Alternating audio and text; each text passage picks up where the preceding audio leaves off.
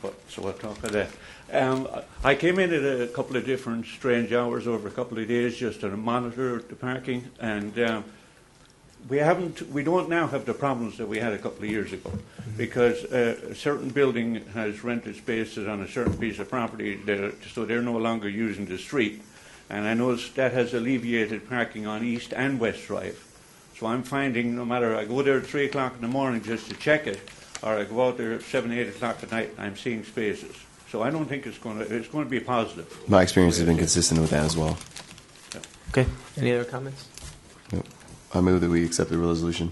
Madam Clerk, can you call the roll, please? Sure. Vice Mayor Wilmot? Yes. Commissioner Alvarez? Yes. Commissioner Strout? Yes. Commissioner Jackson? Yes. Mayor Latham? Yes. Motion carries 5-0. Thank you. 11B, please, Madam Clerk. A resolution of the Commission of North Bay Village, Florida, amending the application fee for vacation rental licenses, providing for an execution and setting an effective date, introduced by Interim Village Manager Louis Belkin. Currently, for the short-term vacation rental properties, if people apply for a license, we charge them a $200 application fee. That includes the police department, the village manager's office, the village clerk's office, code enforcement getting involved in all the processing, visiting the property, inspecting documents, going back to the property again when things are not correct. It's a loss for the village.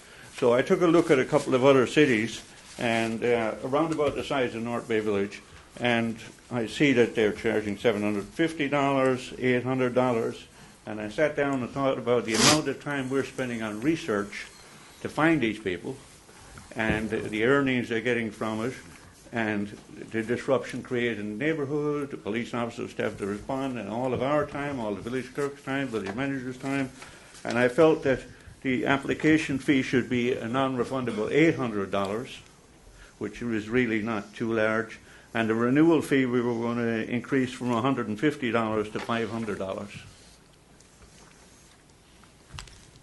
Any questions?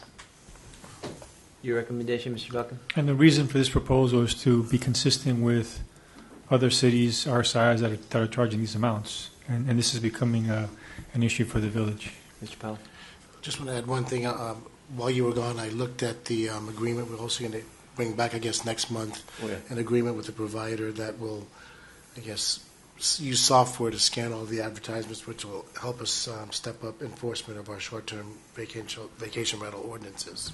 Yeah, so, and on that item, the agreement that we're working on together here, all of the departments, they'll scan social media, Facebook, everything that's out there, and then they give us the results, and they'll identify every single property, including unit numbers, contact people, every piece of information on the property, and then that will go to the code officer for all the follow-up action.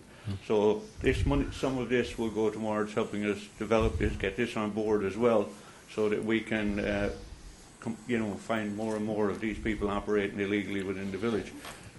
On a scan, they said, they didn't give me an exact number, but they were kind enough to scan through the village and see what they could find, and they came up with 187 properties. Wow.